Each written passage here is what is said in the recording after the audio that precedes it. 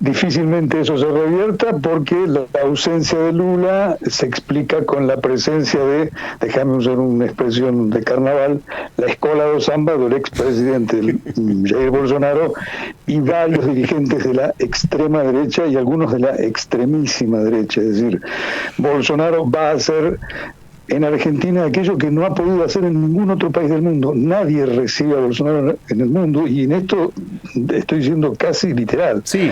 Bolsonaro es descendiente de italianos, Sí. pero acaba de votarse en la Cámara de Diputados italiana por casi 200 votos contra menos de 10, una ley hecha para Bolsonaro para que no se le pueda dar la ciudadanía. Como sabes, él tiene varios procesos en su contra, el más grave de todos, uno por el cual se lo acusa de haber instigado el intento de golpe de Estado, un golpe de Estado, algo que no se veía en América Latina desde los años 80, 70, Sí. en enero de este año, y por eso los italianos, ni siquiera los italianos, que son la madre patria de Bolsonaro, lo quieren recibir. Perdón, Solo en Argentina. y ni siquiera, Darío, la Italia de Giorgia Meloni, más allá de cómo se hayan dividido esos votos, es la Italia de una primerísima líder, de una presidenta, digámoslo así, que podría estar ideológicamente emparentada, que de hecho está emparentada ideológicamente con Bolsonaro. Sin embargo, la negativa a la ciudadanía fue, bueno, mayoritaria.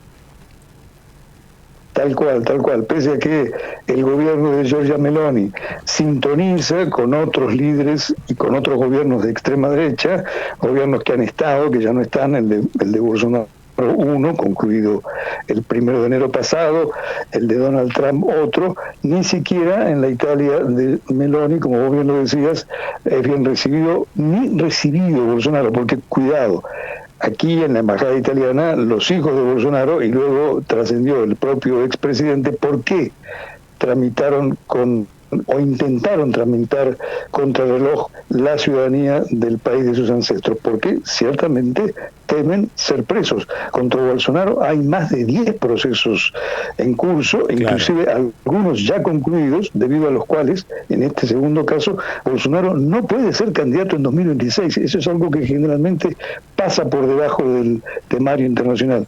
Bolsonaro no puede volver a ser candidato precisamente porque fue condenado por la justicia. Ese es el líder que será recibido no solamente el próximo domingo durante el acto de asunción del inminente mandatario Milei, sino que piensa quedarse 3 o 4 días. Por eso nos permitimos usar esta expresión casi de carnaval. Bolsonaro va a desfilar con su escuela do samba por Buenos Aires durante varios días. A mí me interesa sobremanera si sabés, Darío, que además de Italia, ¿qué otros países, qué otros estados, qué otros jefas y jefes de Estado en este último tiempo se han negado a recibir a Bolsonaro? Para ponernos aún más en contexto, ya lo estás haciendo estupendamente, pero aún más en contexto respecto de lo que sí va a hacer Javier Milei y no quieren hacer tantos líderes del mundo. Mira, el caso más palpable es que Bolsonaro, el 30 de diciembre del año pasado, por rutina protocolar, los presidentes en Brasil asumen los 1 de enero, fue a Estados Unidos, en algo que muchos interpretan como el escape a Estados Unidos para no entregarle la banda presidencial a Lula. Al día de hoy, Bolsonaro nunca reconoció oficialmente la victoria de Lula en los comicios, vencido por el actual presidente por muy estrecho margen en un segundo turno. Allí permaneció durante 3 meses. ¿Y por qué te cuento esto? Porque tuvo que volverse, entre otras razones, porque el FBI comenzó a investigar si Bolsonaro, y esto ocurrió, se robó joyas obsequiadas al gobierno brasileño, en realidad a él como jefe de Estado, pero no a él como persona. Y estamos hablando de un monto de varios millones de dólares en joyas obsequiadas, por ejemplo, por Arabia Saudita, por los Emiratos Árabes, que Bolsonaro se las tomó para sí, usó el avión presidencial, es decir, un avión al que generalmente no se le hacen controles cuando llega a otro país.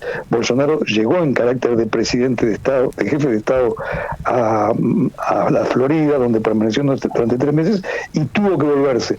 Por tanto, a Bolsonaro no solamente no fue invitado ahora por el presidente Joe Biden, con quien tiene una muy mala relación, con quien tuvo una muy mala relación, sino que ni se le ocurre ir a Estados Unidos porque allí está siendo investigado por dos, no causas por lo pronto, pero sí son procesos en Brasil: el robo de joyas y el lavado de dinero, porque además parte de esas joyas Bolsonaro las vendió en Estados Unidos. Por tanto, estamos hablando del caso de un exmandatario al que muy pocos países han manifestado intención de recibirlo. Yo no tengo conmigo otro dato que no sea el de Argentina.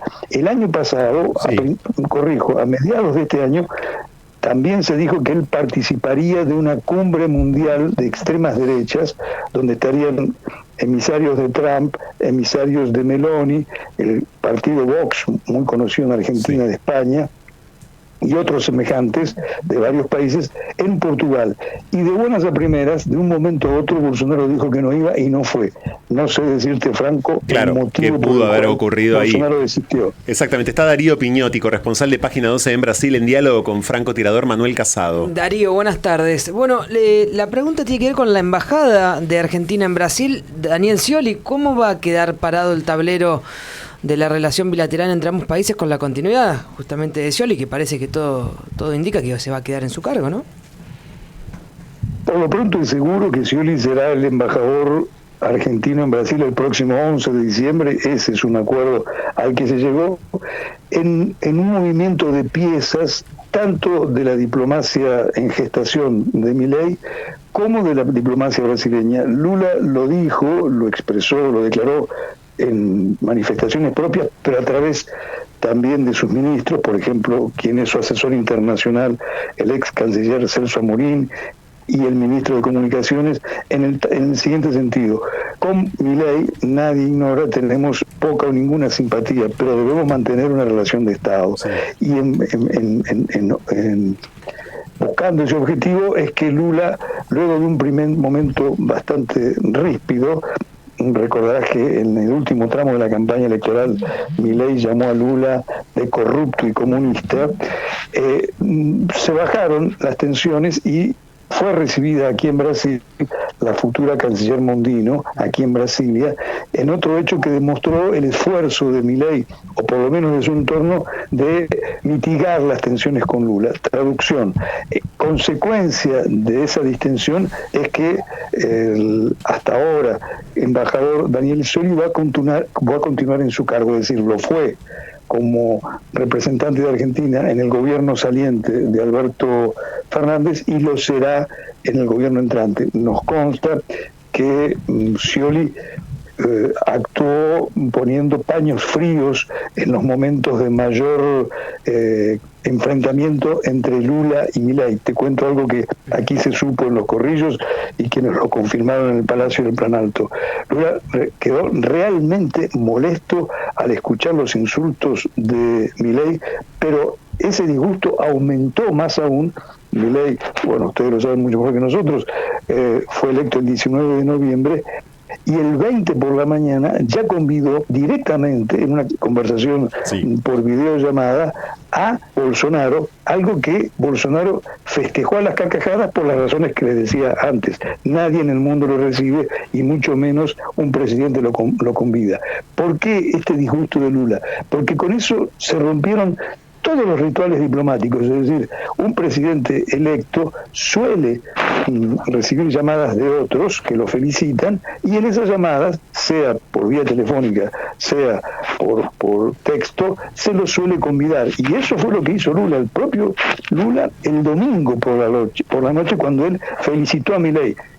Cierto, fue una felicitación parca y sin mucha emoción, pero lo hizo el propio Lula, claro, el domingo por la noche a través de las redes sociales. Diplomáticamente está perfecto, por supuesto, lo que está señalando Darío, porque diplomáticamente lo que correspondía como presidente electo era que primero hablara con el presidente Lula antes de hacer cualquier tipo de videollamada, chateo o lo que sea con un dirigente político, independientemente de los juicios de valor, es nada más que un dirigente político, un expresidente de Brasil. Primero tenía que hablar, por supuesto, con el presidente en ejercicio, además del socio comercial principal de la Argentina, como es Brasil, Lula da Silva. David Burstein. Sí, te quería hacer una consulta. Cuando dijiste que venía, además de Bolsonaro, gente de la extrema derecha y extremísima derecha, ¿quiénes serían las de extremísima derecha?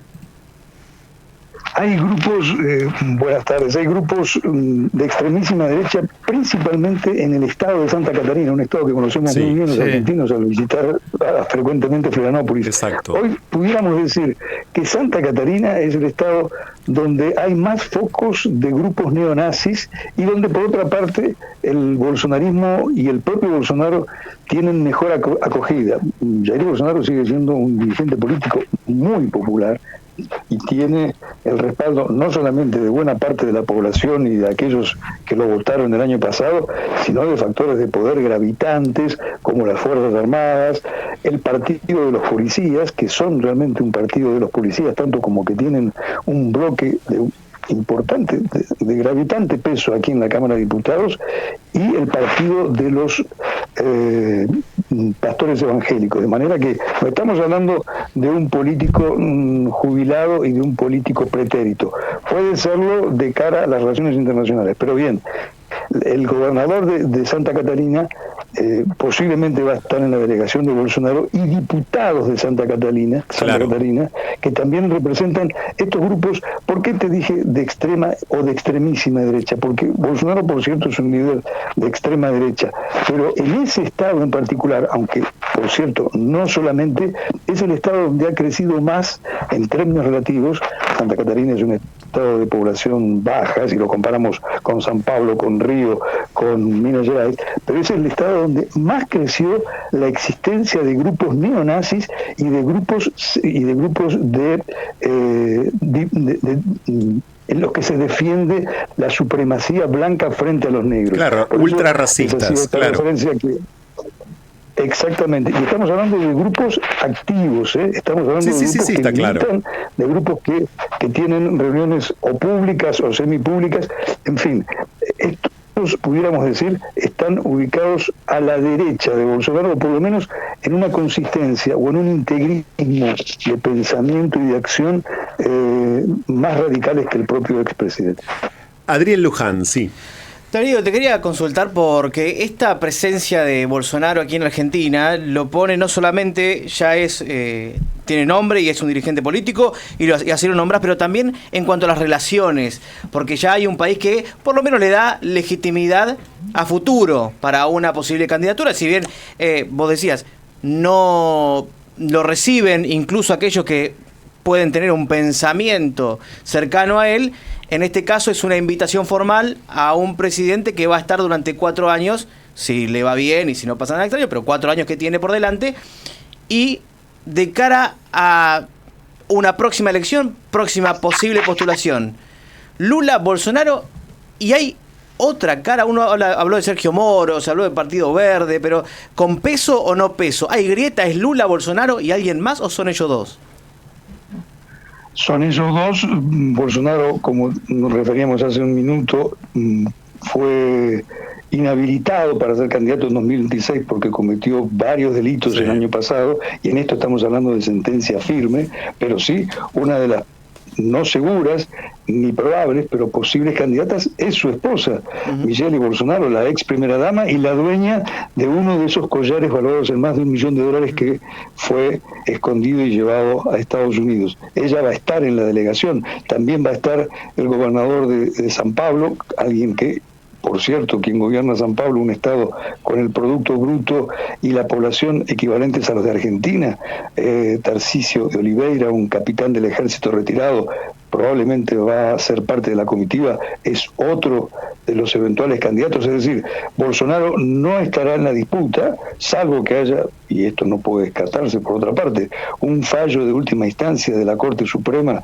que lo amnistíe, pero por lo pronto ese es el dato con el cual se realizan todas las negociaciones políticas, pero seguramente quien vaya respaldado por Bolsonaro va a ser un candidato con una gran expectativa de poder, porque por otra parte la popularidad de Lula no ha llegado a lo que el flamante o presidente con menos de un año en el gobierno esperaba. Es decir, la mayoría de las encuestas ubican a Lula con una popularidad de entre el 40 y 45, pero con un rechazo que no suele estar por debajo del 30%.